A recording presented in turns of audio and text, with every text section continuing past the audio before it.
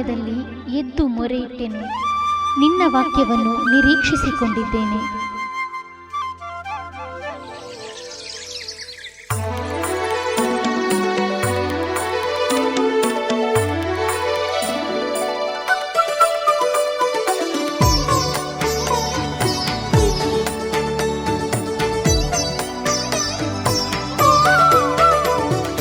ಪ್ರೀತಿಯ big J T V ವೀಕ್ಷಕರೇ, ಈ ಮುಂಜಾನೆ ವೇಳೆಯಲ್ಲಿ ನಿಮ್ಮನ್ನು ಒಂದು ವಾಕ್ಯದ ವಾಗ್ದಾನದೊಂದಿಗೆ ಉತ್ತೇಜಿಸುತ್ತಾ ಈ ದಿನ ಕರ್ತನು ನಿಮ್ಮನ್ನು ನಡೆಸುವುದಕ್ಕಾಗಿ, ಕರ್ತನು ನಿಮ್ಮನ್ನು ಕಾಪಾಡುವುದಕ್ಕಾಗಿ, ಕರ್ತನ ಸಂರಕ್ಷಣೆಯಲ್ಲಿ ನಿಮ್ಮನ್ನು ನಡೆಸುವುದಕ್ಕೋಸ್ಕರ, ಕರ್ತನ ಪ್ರೀತಿಯಲ್ಲಿ ನೀವು ಜೀವಿಸುವುದಕ್ಕೋಸ್ಕರ ಒಂದು ವಾಕ್ಯದ ವಾಗ್ದಾನದೊಂದಿಗೆ ನಾವು ಮುಂಜಾನೆಯ ಮುತ್ತುಗಳು ಈ ಕಾರ್ಯಕ್ರಮದಲ್ಲಿ ನಿಮ್ಮೊಂದಿಗಿದ್ದೇವೆ.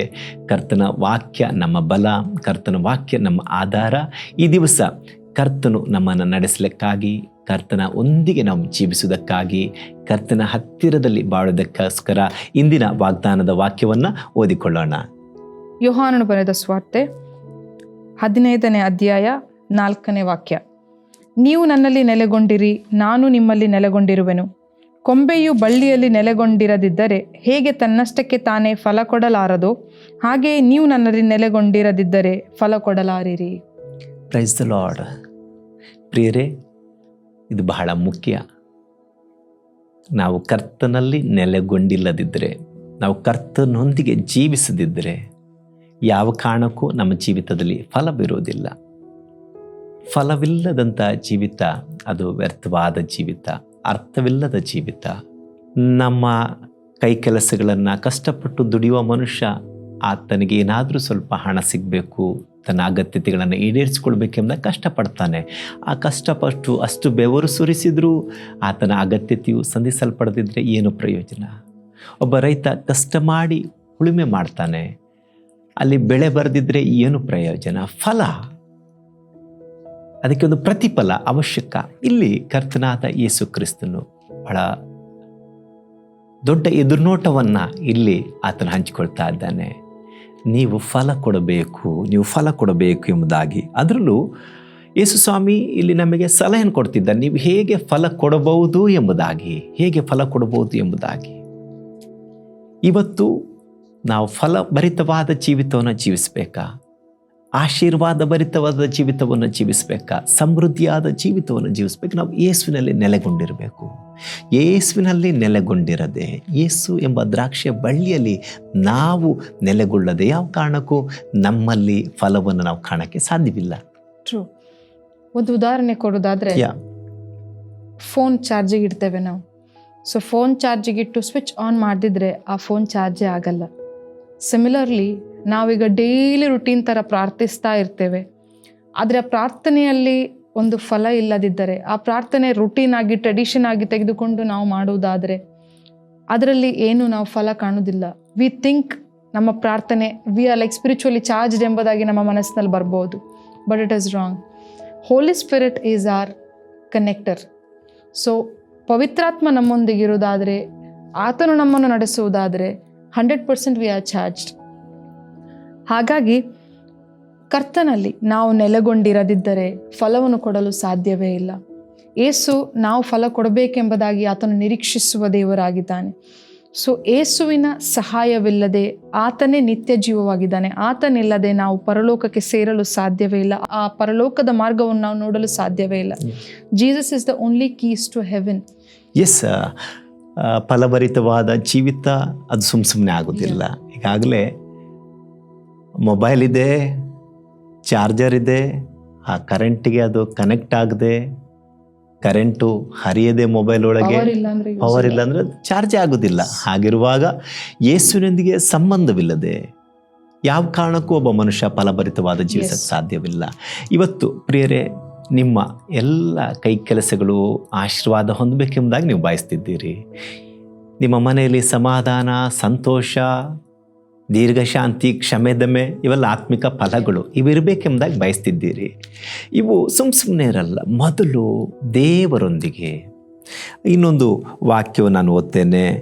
ಇಲ್ಲಿ ನೋಡ್ರಿ, ಆ ಯೇಸು ಸ್ವಾಮಿ ಹೇಳ್ತಿದ್ದಾನೆ, ನೀವು ನನ್ನಲ್ಲಿಯೂ ನನ್ನ ವಾಕ್ಯಗಳು ನಿಮ್ಮಲ್ಲಿಯೂ ನೆಲೆಗೊಂಡಿದ್ದರೆ ಏನು ಬೇಕಾದರೂ ಬೇಡಿಕೊಳ್ಳ್ರಿ.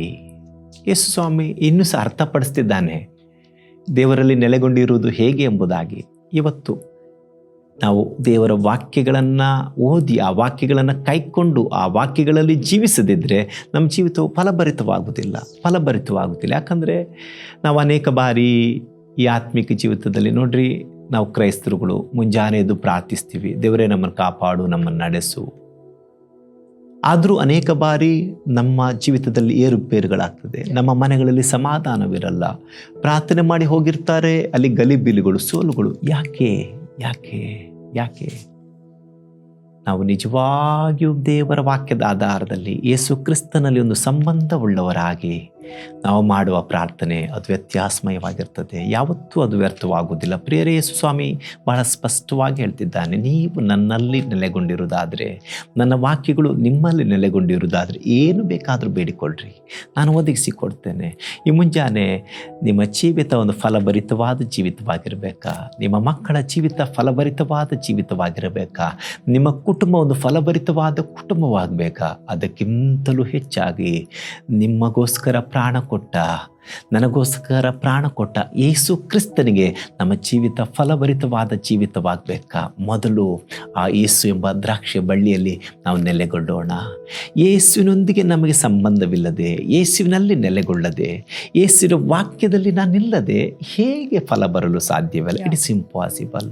ಈ ದಿನಮಾನಗಳಲ್ಲಿ ಅನೇಕರು ಫಲವಿಲ್ಲದ ಜೀವಿತ ಜೀವಿಸ್ತಾರೆ. ಈ ಸತ್ಯವೇದದಲ್ಲಿ ನಮ್ಮ ದೇವರು ನಮ್ಮೆಲ್ಲರ ಜೀವಿತದಲ್ಲಿ ಫಲವನ್ನು ಎದುರು ನೋಡ್ತಾನೆ. ಅನೇಕ ಬಾರಿ ವ್ಯರ್ಥವೇ ಅನೇಕ ಬಾರಿ. ಒಂದು ಬಾರಿ ಯೇಸು ಹೇಳಿದಂಥ ಒಂದು ಸಾಮ್ಯ ನನ್ನ ಜ್ಞಾಪಕಕ್ಕೆ ಬರ್ತದೆ. ಲೂಕನು ಬರೆದ ಸುವಾರ್ತೆ 13ನೇ ಅಧ್ಯಾಯದಲ್ಲಿ ಯೇಸು ಸ್ವಾಮಿ ಒಂದು ಸಾಮ್ಯವನ್ನು ಹೇಳ್ತಾನೆ.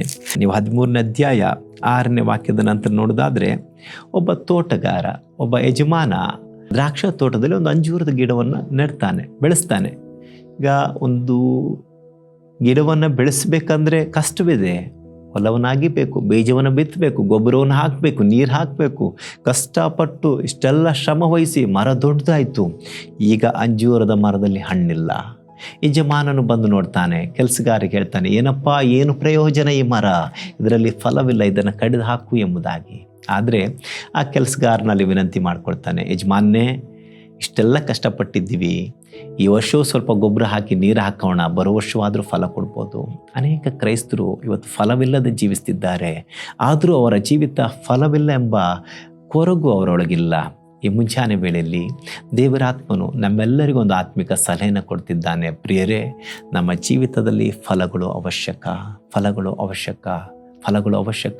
ಫಲವಿಲ್ಲದಿದ್ದರೆ ಈ ನಮ್ಮ ಕ್ರೈಸ್ತಿಯ ಜೀವಿತಕ್ಕೆ ಅರ್ಥವೇ ಇಲ್ಲ. ಈ ದಿನವೂ ನೀವು ಯೇಸುವಿಗಾಗಿ ಫಲ ಕೊಡ್ತೀವಿ ಎಂಬುದಾಗಿ ದೇವರು ಈ ದಿನವನ್ನು ನಮಗೆ ಕೊಟ್ಟಿದ್ದಾನೆ. ಇವತ್ತಾದರೂ ನನ್ನ ಮಕ್ಕಳು ನನಗಾಗಿ ಫಲಭರಿತವಾದ ಜೀವಿತ ಜೀವಿಸ್ತಾರೆ ಎಂಬುದಾಗಿ ಯೇಸು ಎದುರು ನೋಡ್ತಿದ್ದಾನೆ. ಆತನು ಕಾಯುತ್ತಾ ಇದ್ದಾನೆ. ಇಷ್ಟು ವರ್ಷಗಳ ಕಾಲ ನೀವು ಕ್ರಿಸ್ತನಿಗಾಗಿ ಫಲವಿಲ್ಲದೆ ಜೀವಿಸುತ್ತಿದ್ದೀರಾ? ಪ್ರಿಯರೇ, ನಿಮ್ಮನ್ನು ವಿನಂತಿಸಿಕೊಳ್ತಾ ಇದ್ದೇನೆ, ಈ ಮುಂಜಾನೆಯೇ ದೇವರು ತನ್ನ ವಾಗ್ದಾನದ ವಾಕ್ಯವನ್ನು ನಿಮಗೆ ನೀಡಿದ್ದಾನೆ. ಮಕ್ಕಳೇ, ಇವತ್ತು ನೀವು ನನಗಾಗಿ ಫಲ ಕೊಡುವ ದಿನವಾಗಲಿ. ಪ್ರಿಯರೇ, ನೀವು ಕರ್ತನ ವಾಕ್ಯದಲ್ಲಿ ಕರ್ತನಲ್ಲಿ ನೆಲೆಗೊಳ್ಳುವುದಾದರೆ ನಿಮ್ಮ ಜೀವಿತ ಫಲಭರಿತವಾದ ಜೀವಿತವಾಗ್ತದೆ. ನಿಮ್ಮ ಜೀವಿತ ಸಮೃದ್ಧಿಯ ಜೀವಿತವಾಗ್ತದೆ. ನಿಮ್ಮ ಜೀವಿತ ಸಮಾಧಾನದ ಜೀವಿತವಾಗ್ತದೆ. ಫಲವಿಲ್ಲದಿದ್ದರೆ ಈ ಕ್ರೈಸ್ತಿಯ ಜೀವಿತಕ್ಕೆ ಅರ್ಥವಿಲ್ಲ. ಹಾಗಾಗಿ ಕ್ರಿಸ್ತನ ಮಕ್ಕಳಾದ ನಾವು ಹೇರಳವಾದ ಫಲವನ್ನು ಕೊಡೋದಕ್ಕಾಗಿ ಕರೆಯಲ್ಪಟ್ಟವರು. ನಾವು ಈ ಲೋಕಕ್ಕೆ ಆಕರ್ಷಣೆಯಾಗಿ ಇರಬೇಕಾದವರು. ಹಸಿದವರು, ಬಳಲಿದವರು ನಮ್ಮ ನೆರಳಿಗೆ ಬರಬೇಕು. ಆಹಾರ ಇಲ್ಲದವರಿಗೆ ನಾವು ಸಹಾಯ ಮಾಡುವಷ್ಟು ಮಟ್ಟಿಗೆ ಬೆಳೆಯಬೇಕು. ನಾವೇ ಈ ದಿನಮಾನಗಳಲ್ಲಿ ನಮ್ಮ ಹೊಟ್ಟೆಗಾಗಿ ಇತರರ ಬಳಿ ಚಾಚುವಾಗಿ ಆಗಬಾರ್ದು. ಈ ಮುಂಜಾನೆ ಪ್ರಿಯರೇ, ನಿಮ್ಮನ್ನು ಉತ್ತೇಜಿಸ್ತೇನೆ. ನಿಮ್ಮ ಜೀವಿತ ಕೊರತೆ ಇಲ್ಲದ ಜೀವಿತವಾಗಿರ್ತದೆ. ನಿಮ್ಮ ಜೀವಿತ ಸಮಾಧಾನ, ನೆಮ್ಮದಿಯ ಜೀವಿತವಾಗಿರ್ತದೆ. ನೀವು ಕ್ರಿಸ್ತನಲ್ಲಿ ನೆಲೆಗೊಂಡಾಗ, ಕ್ರಿಸ್ತನ ವಾಕ್ಯದಲ್ಲಿ ನೆಲೆಗೊಂಡಾಗ ನೀವೇ ಅನೇಕರಿಗೆ ಫಲ ಕೊಡೋರಾಗಿರ್ತೀರಿ. ಹಾಲೆಲೂಯಾ.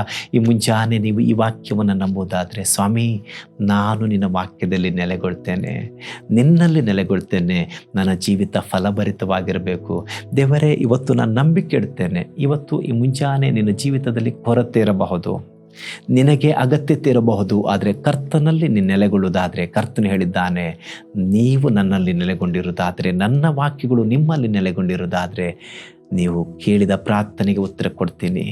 ನಿಮ್ಮ ಜೀವಿತ ಫಲಭರಿತವಾದ ಜೀವಿತವಾಗ್ತದೆ. ಪ್ರಿಯರೇ, ನಿಮ್ಮ ಕೊರತೆಗಳು ನೀಗುವುದು ಮಾತ್ರವಲ್ಲ, ನಾನು ಈ ಕ್ರೈಸ್ತೀಯ ಆಶೀರ್ವಾದ ಜೀವಿತಕ್ಕೆ ಯಾವಾಗಲೂ ಎದುರು ನೋಡುವಂಥದ್ದು. ಕ್ರೈಸ್ತರಾದ ನಾವುಗಳು ಆಶೀರ್ವದಿಸುವುದಕ್ಕೋಸ್ಕರ ಕರೆಯಲ್ಪಟ್ಟವರಲ್ಲ. We should be blessing for others. ನಾವು ಆಶೀರ್ವಾದ ನಿಧಿಗಳಾಗಿರೋದಕ್ಕಾಗಿ ಕರೆಯಲ್ಪಟ್ಟವರು. ಲೋಕದವರು ಎಲ್ಲರೂ ಸಹ ಯಾರಿಗೆ ಬೇಡ ಆಶೀರ್ವಾದ, ಯಾರಿಗೆ ಬೇಡ ಸಮೃದ್ಧಿ. ಹಾಗಾಗಿ ಇವತ್ತು ನೀನು ಕೊರತೆಯಲ್ಲಿದ್ದರು, ನೀನು ಕರ್ತನಲ್ಲಿ ನೆಲೆಗೊಂಡಿರುವುದಾದರೆ ನೀನು ಆಶೀರ್ವಾದ ನಿಧಿ ಆಗ್ತಿ. ಕರ್ತನ ಮಕ್ಕಳಾದ ನಾವು ಈ ಲೋಕದಲ್ಲಿ ಹಸಿವೆಯಲ್ಲಿರೋರಿಗೆ ಶಾರೀರಿಕ ಆಹಾರ, ಆತ್ಮಿಕ ಆಹಾರವನ್ನು ಸಹ ಕೊಡೋದಕ್ಕಾಗಿ ಕರೆಯಲ್ಪಟ್ಟವರು. ಸಮಾಧಾನ ಇಲ್ಲದವರಿಗೆ ದೈವಿಕವಾದ ಸಮಾಧಾನವನ್ನು ತೋರಿಸುವುದಕ್ಕಾಗಿ ಕರೆಯಲ್ಪಟ್ಟವರು. ಕತ್ತಲಲ್ಲಿರುವವರಿಗೆ ಕರ್ತನ ಬೆಳಕನ್ನು ತೋರಿಸುವುದಕ್ಕಾಗಿ ಕರೆಯಲ್ಪಟ್ಟವರು. ಪ್ರೇರೆ, ಇವತ್ತು ಕರ್ತನು ಬಯಸುವ ಫಲಭರಿತವಾದ ಜೀವಿತವನ್ನು ನಾವು ನಡೆಸೋಣ. ಅದಕ್ಕೆ ಬೇಕಾದ ಸಲಹೆಗಳನ್ನು ಸಹ ಕರ್ತನ ಕಲಿಸಿಕೊಟ್ಟಿದ್ದಾನೆ. ಕರ್ತನಲ್ಲಿ ನೆಲೆಗೊಳ್ಳೋಣ, ಯೇಸುವಿನ ದ್ರಾಕ್ಷ ಬಳ್ಳಿಯಲ್ಲಿ ನೆಲೆಗೊಳ್ಳೋಣ, ಯೇಸುವಿನ ವಾಕ್ಯದಲ್ಲಿ ನೆಲೆಗೊಳ್ಳೋಣ. ಈ ದಿವಸ ನಿನ್ನ ಜೀವಿತವು, ನಿನ್ನ ಕುಟುಂಬವು ಫಲಭರಿತವಾಗಿರುತ್ತದೆ. ಅಷ್ಟು ಮಾತ್ರವಲ್ಲ, ನಿನ್ನ ಫಲದ ಮೂಲಕ ದೇವರ ನಾಮ ಮಹಿಮೆ ಹೊಂದುತ್ತದೆ. ಅನೇಕರು ಆಶೀರ್ವಾದ ಹೊಂತಾರೆ. ನೀವಿರುವ ಸ್ಥಳಗಳಲ್ಲೇ ನಿಮ್ಮ ಕಣ್ಣುಗಳನ್ನು ಮುಚ್ಚಿಕೊಳ್ಳುವುದಾದರೆ ಕರ್ತನು ತಾನೇ ಈ ದಿವಸ ಆತನಿಗಾಗಿ ನೀವು ಫಲ ಕೊಡುವವರಾಗಿ ಮಾರ್ಪಡಿಸುವ ಹಾಗೆ. ಅಷ್ಟು ಮಾತ್ರವಲ್ಲ, ಕೊರತೆಯಲ್ಲಿ ಇರುವವರು ನೀವಿದ್ದರೂ ಸಹ ಕೊರತೆಯನ್ನು ನೀಗಿಸಿ ನೀವುಗಳು ಸಹ ನಿಮ್ಮ ಜೀವಿತ ಸಮೃದ್ಧಿಯಾದ ಜೀವಿತವಾಗಿ ಮಾರ್ಪಡಿಸೋದಕ್ಕೋಸ್ಕರ ನಾವು ಪ್ರಾರ್ಥಿಸ್ತೀವಿ. ಕರ್ತನು ನಿಮ್ಮನ್ನು ಕಾಪಾಡ್ತಾನೆ. ಇರುವ ಸ್ಥಳಗಳಲ್ಲೇ ನಿಮ್ಮ ಕಣ್ಣುಗಳನ್ನು ಮುಚ್ಚಿಕೊಳ್ಳಿರಿ. Thank you father. ಕರ್ತನೇ ನಿನಗೆ ಸ್ತೋತ್ರ. ಏಸಪ್ಪ ತಂದೆ, ಈಗಾಗಲೇ ನಾವು ಧ್ಯಾನಿಸಿದ ಕರ್ತನೆ ಸ್ವಾಮಿ ವಾಕ್ಯವು ಅಪ್ಪ ನಿನ್ನಲ್ಲಿ ನೆಲೆಗೊಂಡಲು ಸ್ವಾಮಿ ನಮ್ಮೆಲ್ಲರಿಗೆ ಸಹಾಯ ಮಾಡು ಕರ್ತ. ಸ್ವಾಮಿ, ನೀನು ಬಳ್ಳಿಯಾಗಿದ್ದಿ, ನಾವುಗಳು ಕೊಂಬೆ ಆಗಿದ್ದೇವೆ ಸ್ವಾಮಿ. ಕರ್ತನೆ, ನಿನ್ನಲ್ಲಿ ಏಸಪ್ಪ, ನಿನ್ನ ಬಳ್ಳಿಯಲ್ಲಿ ಕನೆಕ್ಟ್ ಆದವರು ಕರ್ತನೆ ಎಂದಿಗೂ ನಿರಾಶ್ರಿತರಾಗುವುದೇ ಇಲ್ಲ ಏಸಪ್ಪ. ಅಂದರೆ ನಾವು ಪ್ರಾರ್ಥಿಸುತ್ತೇವೆ, ನಿನ್ನ ಆತ್ಮನ ಸಹಾಯದೊಂದಿಗೆ ಸ್ವಾಮಿ ನಡೆಯುವಂತೆಯೂ ನಿನ್ನ ಆತ್ಮನ ಫಲಗಳೊಂದಿಗೆ ನಡೆಯುವಂತೆ ಸಹಾಯ ಮಾಡು ಕರ್ತನೆ. ಅಪ್ಪ ಸ್ವಾಮಿ, ಒಂದು ಒಳ್ಳೆಯ ಮರವು ಕರ್ತನೆ ಫಲ ಕೊಟ್ಟಾಗ ಅನೇಕ ಕ್ರೀಚರ್ಸ್ಗಳು ಬಂದು ಅದನ್ನು ಅಲ್ಲಿದ್ದ ಫಲವನ್ನು ಆಕರ್ಷಿತವಾಗಿ ಕರ್ತನೆ ಅದು ತಿನ್ನಲು ಬರುತ್ತದೆ.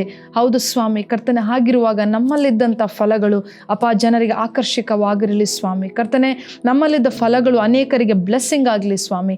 ತಂದೆ, help us to be a blessing to many O father God. ಕರ್ತನೆ ಸ್ವಾಮಿ, ನಮಗೆ ನೀನು ಕೊಟ್ಟಂತಹ ಆ ಜವಾಬ್ದಾರಿ, ನಮಗೆ ನೀನು ಕೊಟ್ಟಂತಹ ಆ ಬ್ಲೆಸ್ಸಿಂಗನ್ನು ಕರ್ತನೆ ಕಾಪಾಡಿಕೊಳ್ಳುವಂತೆ ಸಹಾಯ ಮಾಡು ಅಪ್ಪ. ಕಲ್ಲನ್ನು ಕತ್ತುಕೊಂಡು ಹೋಗದಂತೆ ನೀನು ಸಹಾಯ ಮಾಡು ಸ್ವಾಮಿ. ನಿನ್ನ ಕರ್ತನೆ ಪ್ರೊಟೆಕ್ಷನ್ ಸದಾ ನಿನ್ನ ಮಕ್ಕಳ ಮೇಲೆ ಇರುವುದಕ್ಕಾಗಿ ಸ್ತೋತ್ರ ಸಲ್ಲಿಸುತ್ತೇವೆ ಕರ್ತನೆ. ನಿನ್ನ ಫಲಗಳಲ್ಲಿ ದೃಢವಾಗಿ ನಿಂತುಕೊಂಡು ಸ್ವಾಮಿ, ಪ್ರಾಪಂಚಿಕವಾದಂಥ ಯಾವುದೇ ಫಲಗಳು ನಮಗೆ ಬೇಡ, ನಿನ್ನ ಫಲಗಳು ಸಾಕು ಸ್ವಾಮಿ. ಕರ್ತನೆ, ಅದರಲ್ಲಿ ದೃಢವಾಗಿ ನಿಂತು ನಡೆಯಲು ಬೇಕಾದಂಥ ಸಹಾಯವನ್ನು ನೀಡು. ಸಮಾಧಾನವಿಲ್ಲದವರಿಗೆ ಸಮಾಧಾನವನ್ನು ಒದಗಿಸಿಕೊಡು, ಶಾಂತಿಯನ್ನು ಒದಗಿಸಿಕೊಡು ಸ್ವಾಮಿ. ನಿನ್ನ ದಯೆ ನಿನ್ನ ಮಕ್ಕಳ ಮೇಲೆ ಸದಾ ಇರಲಿ. ನೀನು ಹೇಗೆ ಕ್ಷಮಾಪಣೆಯನ್ನು ತೋರಿಸಿದೆಯೋ, ನೀನು ಹೇಗೆ ದಯೆಯನ್ನು ತೋರಿಸಿದುವೆ, ಅದೇ ರೀತಿಯಲ್ಲಿ ನಾವು ಕೂಡ ಇತರರಿಗೆ ತೋರಿಸುವಂತೆ ನಮಗೆ ಸಹಾಯ ಮಾಡೆಂಬುದಾಗಿ ಕೇಳ್ಕೊತಿದ್ದೇವೆ ಸ್ವಾಮಿ. ನಿನ್ನ ಸ್ವಭಾವವು ನಮ್ಮ ಸ್ವಭಾವವಾಗಲಿ ಏಸಪ್ಪ. ನಿನ್ನ ಕರ್ತನೆ ಸ್ವಾಮಿ ಗುಣಗಳು ಅದು ನಮ್ಮ ಗುಣವಾಗಲಿ ಕರ್ತನೆ. ನಿನ್ನನ್ನೇ ಆತುಕೊಂಡು ನಡೆಯುವಂತೆ ಸಹಾಯ ಮಾಡು. ಯೇಸು ಕ್ರಿಸ್ತನ ನಾಮದಲ್ಲಿ ಪ್ರಾರ್ಥಿಸಿ ಬೇಡಿ ಹೊಂದೇ ನಮ್ಮ ಜೀವಳ ತಂದೆ, ಆಮೇನ್. ಸುವಾರ್ತೆ ತಲುಪದ ಊರು ಇರಲೇಬಾರದು, ಸಭೆಯೂ ಇಲ್ಲದ ಗ್ರಾಮ ಇರಬಾರದೆಲ್ಲಿಯೂ. ಸುವಾರ್ತೆ ತಲುಪದ ಊರು ಇರಲೇಬಾರದು, ಸಭೆಯೂ ಇಲ್ಲದ ಗ್ರಾಮ ಇರಬಾರದೆಲ್ಲಿಯೂ.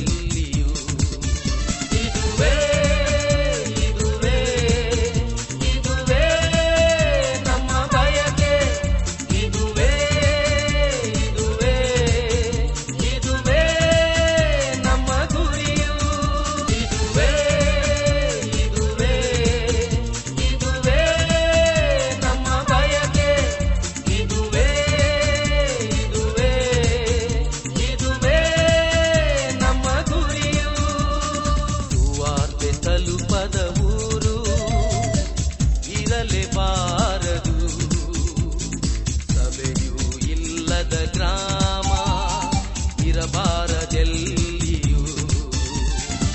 ವಾರ್ತೆ ತಲುಪದ ಊರು ಇರಲೇಬಾರದು, ಸಭೆಯೂ ಇಲ್ಲದ ಗ್ರಾಮ ಇರಬಾರದು.